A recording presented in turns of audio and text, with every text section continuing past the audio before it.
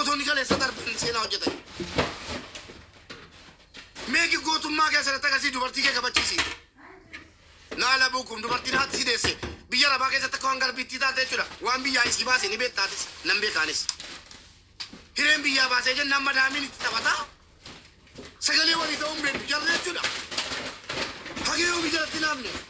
Jarri waa'ee dubartii irratti qoosaan beekan. Dubartiin jalaa tokko miidhamnaan. Dubaayin keessatti mucaan tokko fireendii isaa wajjin jiraata. Gaafa lolli Saawudii keessatti ijoolleen keenya ijoollee jalaa qaban.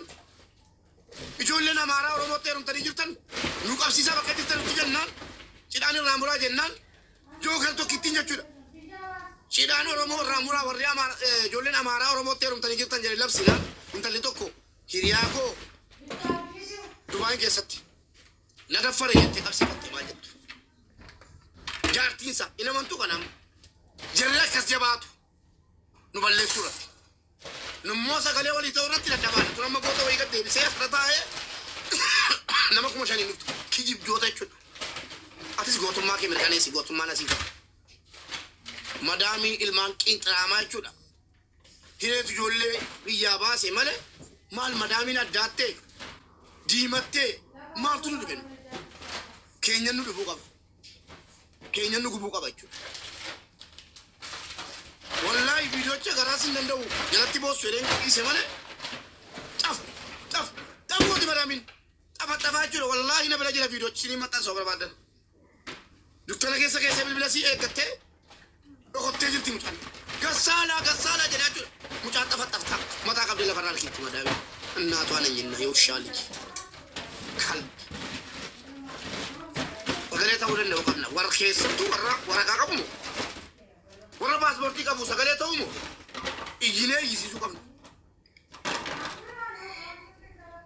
Ilaalaa naftanyootame yeroo jarri sagalee walii ta'an. Keenya paaspoortii yoo qabaanne kabajan qabnu. Yoo paaspoortiin qabaannes kabajan qabnu. Duuti keenya du'a sareeti.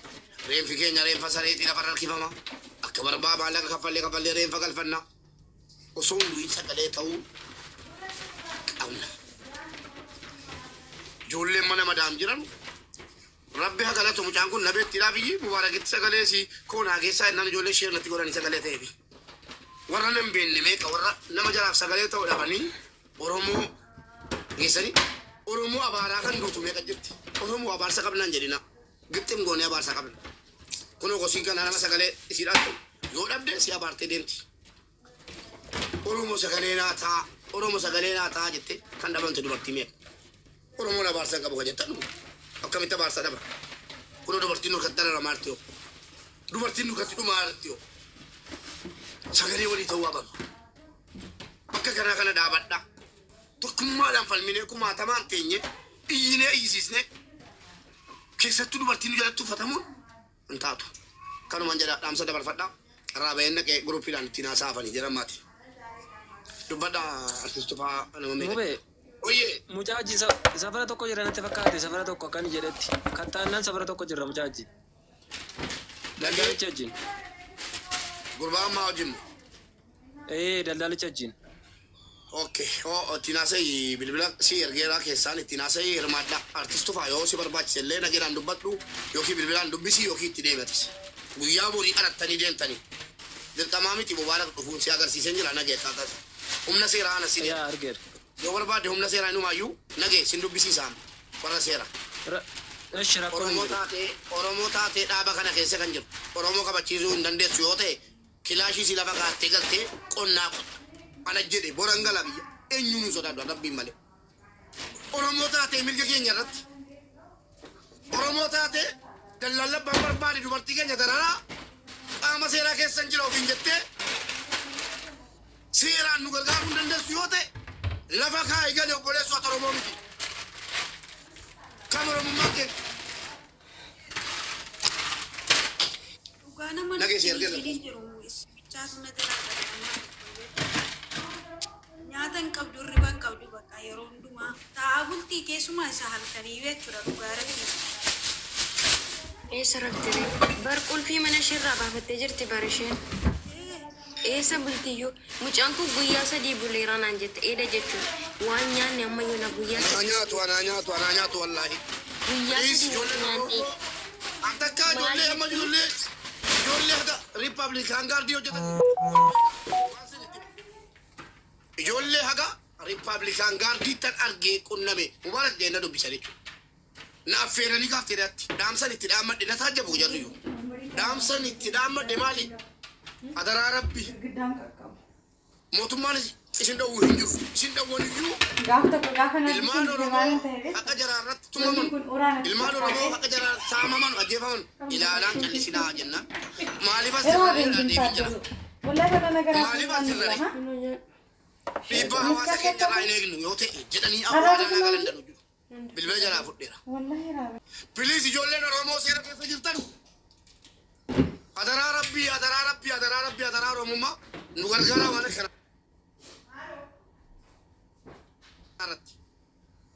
Nu warra siyaasaa sinin hin jenne yookiin immoo warra nu arrabsu nafxanyaa jinnii sinin hin jenne.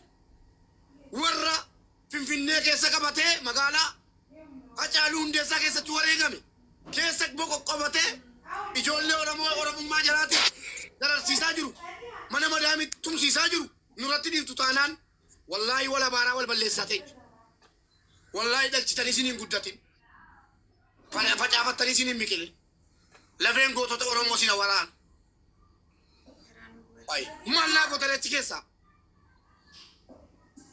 Sabni keessa nama maal naa gootota achi keessa? Maal eenyuun qabsoofte? Eenyuun qabsoofte moo eenyuun qabsoofte? Waan nu godhi siin hin jenninu. Lola gaas siin hin jenninu. Nama jees siin hin jenninu. Bakka isin jirtanitti magaalaa Finfinnee keessa taa'aa maddeenfatanii keessattuu naftanyoonni magaalaa Finfinnee keessa maddeenfatanii ijoollee Oromoo mana kontiraataatti erganii kan jaraa yoo hojiin ta'uu fi biyyatti galchaa hojii jijjiiraa ijoollee Oromummaa jalaatiif jibbanii yoo namni dhaqee qabate reenfa baay'isee bocaa galatoomi kiyyaa beddellee maqaa jaraa meeshin gochuullee barbaachisu. Warri seeraa duuba koo dhaabattanii na wajjin dhaabattan galatoomaa ulfaadhaa. Akkasii Oromummaan kana qabdi. Annama jeesuun dhumneen kairoodha. Reenfa obboleettii kootiin barbaacha dhufe. Gaaf tokko gaafa maqaan keessanii footoon keessan maxxanfamu jira jechuudha. Tarii dhiibbaa Oromoof dhaabachuun dhiibbaa isinitti ta'uu danda'a. Kanaaf calliseen galatoomaa ulfaadhaa. Saba keessanii hojjedhaa jechuun sabni keessan akka barbaade nama hatumuu nama ajjeesuu isin immoo callisaan jenneen.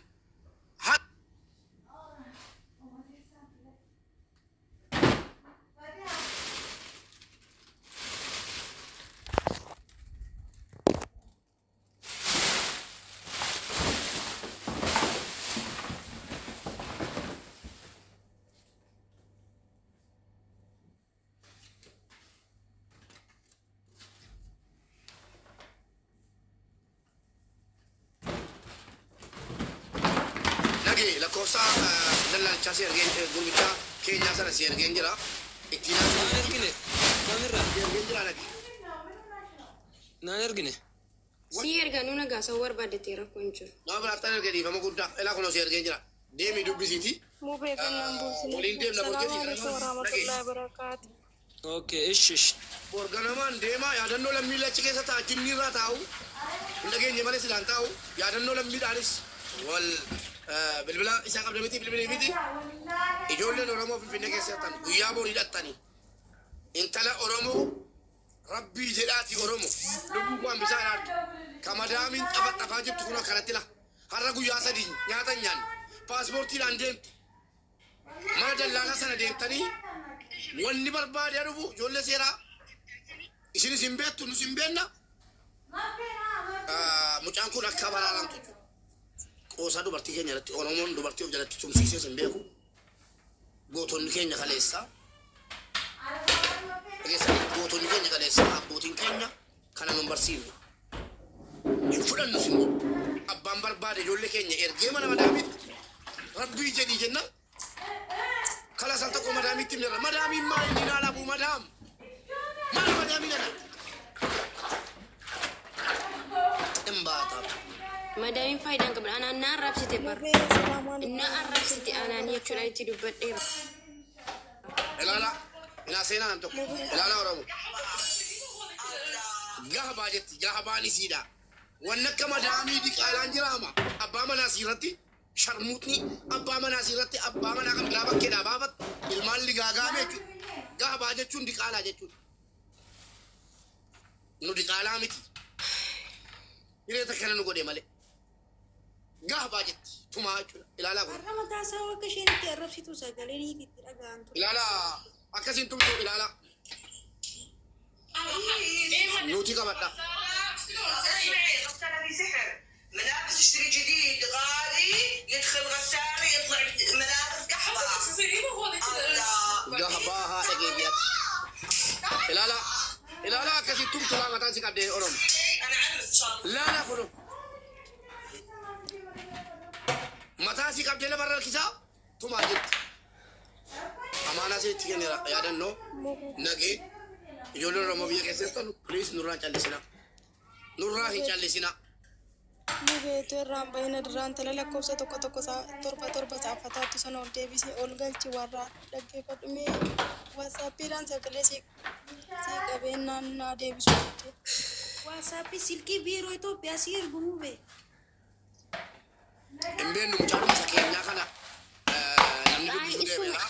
Ay, isuma kana qabanna warra biiroo ramallee isatu Oromoo tokko dhaggeeffadhaa wajjin. Dabarsuun isaaniitti. Nuti qabadhaa. Ammatti dawwalinaan jedhe. Nuti qabadhaa sahaa isi buusaan jira. Nuti qabannarra kaalaaf na biraan geesse miti inaa sayyaa danaan kenne.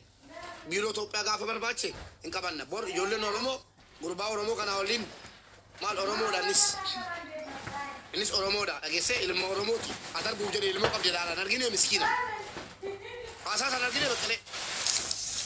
Adarbuuf jedhee sanuu nama namni jedhu hin beekudha mucaan. Namoonni isa beekan gagaariin na dubbisanii jiru. Ilma Oromootiin tala Oromooti siini ilmoo qabdi jedhani rakkattuudha jedhani. Ilmoo siisii adarbu jedhee geessee biiroo kanatti kenne. Biiroon kun humna isaatii ol ta'u biiroo Itoophiyaa akka jarri quufanii maatiitti dhaaddatan hin argine sin. Dhageessanii maatii baay'isee bocaa reenfa duuteettidha. Kennuu fidanii reenfa kennisiisuu didanii ergan naqee jechuudha arganii nulo. Maatii guutuu fidhe firoota waan madhee warra seeraa dudduufa kaadhee kunoo yaadannoo na bira jira. Makiinaa konkolaataa qabadhee dhaqeetanii reenfa baay'isee bocaa fottosee humnaan ilkaa kun jaallattan jibbitan humnaan viidiyoo biiroo kana keessatti hojjechuu qabna jedhee viidiyoo meeqan hojjedhee bee biiroo sana fiidin fiddaa jedhee lakkoofsa cufaatti kennanii maal jedhan gadaatii bilbilaan hordofaa jedhanii maatii baay'isee miskiinota namoonni keenya baadiyyaadhaa dhufu harki caalaan jira hin beekanu waa'ee uummata kunkii kanaa jechuudha. Ani immoo gubaa waan qabu akkan itti gaafadhe rabbiin kun arga akkuma nama haasa'u kanatti tanaa se'e malee waa dhaqee xiqqoo mataa gadi qabadhee nasaa jaba yaadannoon nasaa jabu firoottanaa jedhanii mataa wayii gadi qabadheen kadhanne dirqama qabda moo hin qabdu hin jedhee akka nama seeraatti nuun jetta miti jedha nu mataa gadi qabannee namni maal nuun jedhaa warri gaara bulchaa jiru keenya gaaromee ajatee badaa ta'ee gaarii ta'e maqaa keenyaan jira keenya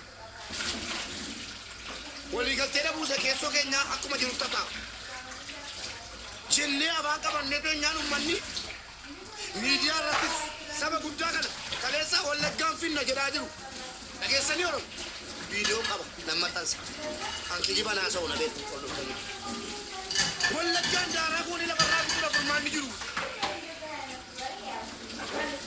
wallaggaaf rabba birmatu wallaggaaf rabba birmatu teenyee imboo nyaata sirratti waan goonu hin qabu warri wallaggaa bareechaatii of eeggadhaa ummata kana sitti dhufnaan biyya keessa deemaa sitti himna abbaa sitti dhufe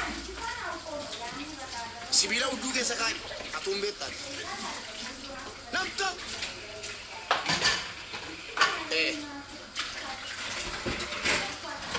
mata macaa argattee akka barbaadde dhiichisaa jirti qoshaasha waan qabetu qabe malee inumaa nafxanyaan wallaggatti rooriftu waan gadi qabetu gadi qabe malee yeroo wallaggi waraanamu calliftanii yeroo wallaggi ofirraa diffeensi godhu inijinaa gadi baatanii nutti feetu abbaa siyaasaa taataa feetu akaakayyuu siyaasaa taate nu laallatu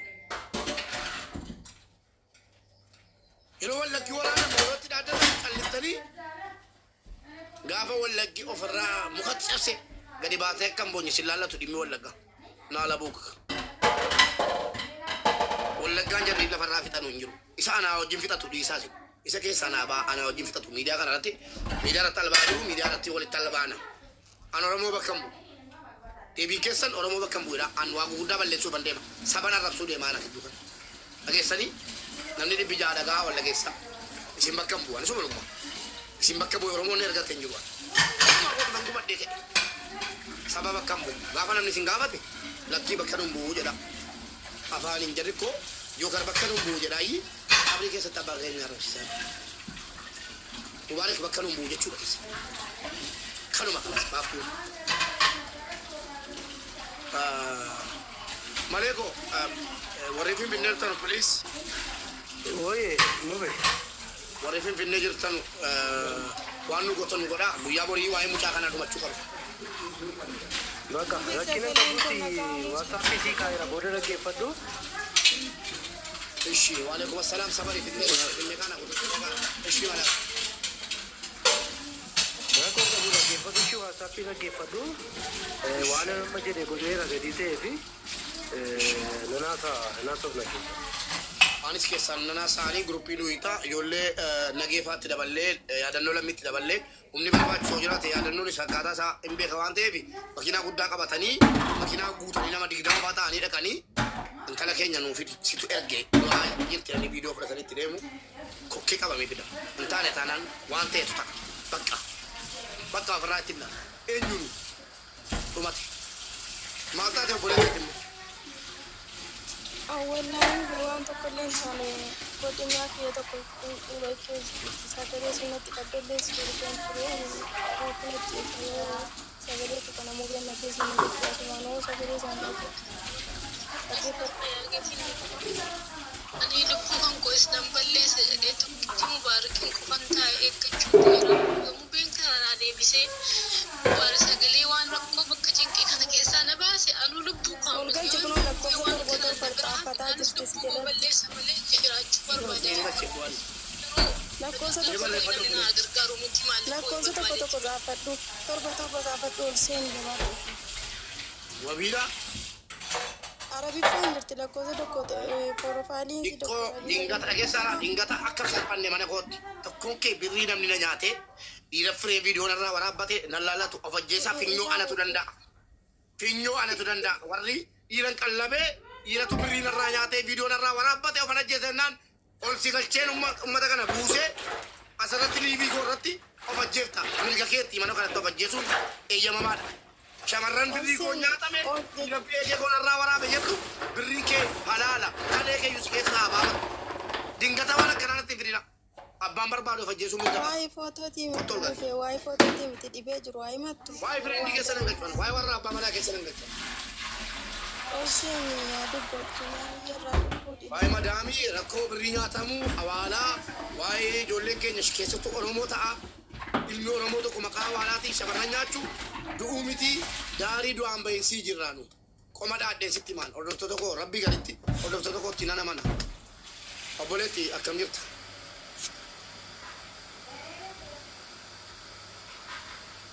obboleettii koo akkam jirta nagaadha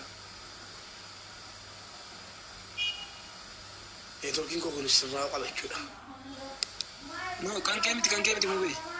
Kan kee jira. obboleetti sagaleen koo jira Jira. Lengee jira. obboleetti laa ilaaha illallah muhammadan rasulullah jette maqaan kee jirtaa gifti maal jechuudha ulfatanii bu'uun dhaggeeffadha koppiliin kanaa godhaasi warri kaan shamarran Oromoo firan qabdu dhageessa an fira kee miti eenyunuu fira kee miti shi gurra banadhu an fira keeti kaana lagaadha siin jedhaan jiru shamarran Oromoo fira hin qabdu ati fira gaafa maallaqa fidii gargaarii siin jedhu malee fira gaafa sagalee sii ta'u kan qabne hubattetta irra keessetta cuccali ta'i manan sii ijaara naan jedhe Lafa siibita. Amma gurbaan tokko maal godhe lafa namaa deemee agarsiise lafa namaa waraabee itti ergee lafa namaa waraabee itti ergee lafan siibitee jedheeni.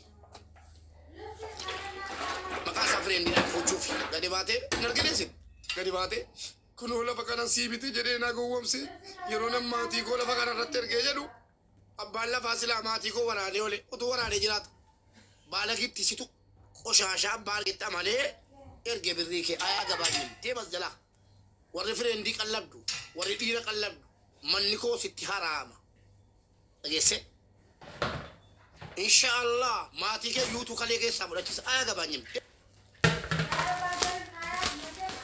gadi agarsiiftee nan qabate afeera nama kuma torbaanitti ilaalamtan mana kanatti kuma kudha ilaalamtan itti gaafatamaa eegee keetii miti mubaaraka ammas warri ijaazaa wal buufattanii wal qallabdan piliis dhiironni waraabbadha ijoollee shamarranii maallaqa sitti kennidhaan yoo barbaadde booyyatti araadaadhaan si beekaan dhiironni hattuun sin beekaan araadota sin ni boossani jedhaa bultu bilbila keessaan rabbi si haa Jiru natti fakkaata ni torkisi buuse dhufaatti jechuun waan isin rakkatti ani mubeen na qaqqabsiisii malee ani sirreeffattee dhuftu geetti sirreeffattee dhuftu natti uwwatu waatin torba barreeffannaa galchaa laalaati gastee argattu ol gaagalcha dhiironni ammaa biddeenni buuse barreeffatteetti mubee gastii keessa laalaa galchaa muudi rabbii karoonni jedhi mubeedhaan nagaye jechuun malee hawaa biraan beekamu balaa sobboleetti mi'uutii qabadhu nurraa kattaayi miira keessa hin jiraan dubartii arrabsu mandeemaan dhiironni tokko tokko Dubaayiinis jiru kan waan tokko bishaan lafaa jigee waliin kaa'amne boqqeessa qoratanii diimatanii faranjaa fakkaatanii sanuu uffata qulqulluu uffataa harki jaraa qulqulluu nagaadhaan deematu jiru. wabii miti wabii warri wal geessitaa wabii miti ishiin sun. Rabbii jedhi nan buusinaanis daa'imaa barbaada jechuun dhufe nan buusinaa. Baay'ee mi'uutii qabadhu taa'e hin buusinaa. Maaliif galchitu maaliif nama bultu sin galcha wabii waadaadha hin galta. Narra bashina dhaggeeffadha. Nama tokko Dubaayin keessa taa'ee dubartii 5 kan waliin beenne tokko Admaanii tokko Shaarjaadha tokko Raasal Keemaadha tokko walitti qabee taa'aa jira obboleetti. Nama meeqatu kassaree barana nama meeqatu iqaamaa hojjetachuudha dammel maraa kennee jennaan nama meeqa kassaree obboleetti fayyaa kee waa'een birrii keetiin laallatu inshaallah walitti qabeetu sajjeesee seenaa hojjete kan nama thank you jedhu keessaa waraabadhu lafa gahaan kan shakla jechuudha yoo walitti qabee jaan keessan ajjeese ittiin gaafatamu ana gaafatama mina gabban hojiin hojjetu mataa farrasatee deema makiinaa moodeelii oofa birrii keetiin maatiin keechi waan nyaatan hin qaban fireendii jettee ijaazaa baataafi yaa rabbi wal keessatti hambisi gooftaa koo yaa rabbi ati nageessa maal biyya faranjiittoo dhagaa jirra biyya rabaattuu dhagaa jirta maaliif hin salphifne warra akkanaa tokko lama barbaaduan tokko gooftaa koo aboo bismillaahi wal keessatti haftanii jennaan manaa kimii geeffamtanii addunyaan sinaa argitu malee mina gabbaan inni naggaadeedha shittoo inni dibatu moodeelii uffanni inni uffatu moodeelii si qofa qaba seetee afaan kee bantee madaamii bira sa'aatii 24 jettee amma ijaazaa baatu sanuu imimmaan kee buusaa viidiyoo sirraa waraabbataa walitti qabata gaafa achii kaate gadi baatee oromoo laallatu waa'een keeti qoshaasha deemii ati sagaxee jechuudha deemiitii achumatti fixan oromoon laallatu dhimmi kee mee oromoo sirraa dubbatu laala ergasii ada dubbata miti mee oromoo sirraa gadi ba'ee falmuun laala najaasa sanuu ati wanjalanyaadha dubartoota biyya arabaa maqaa nyaatte ati baalage mee gadi ba'ee anaa miidiyaa kanarra jiru mee oromoo manatti dubbatu laalaan eegeen keessirraa acitu dubartii maqaa keetiin of ajjeefte meeqa jira dubartii mana kontoraataa keessa jirtullee maqaa nyaattanis naggaadee deematti fitan nu laallatu dhimmi kee oromoon laallatu mee oromoon tokko siifa dubbatu of ajjeesis du'i feetu piliis dhiironni gara rabbi dhiironni ijoollee durbaa walitti qabdanii nagaddanii jiraataa jirtan kalee keessaa baafadha kalee baafadhu jennaan immoo goraadee fudhattee akkan qalle ilmoo nama mana hakimii si fafarramtu silaa dafqana maatiin jiraatta miti teessee birrii 5,000 ni matamin mana yaalaa dhattee si fafarramtu kalee tokko naa baasii ona jaallattee jedhi kalee tokko baasifadhu guru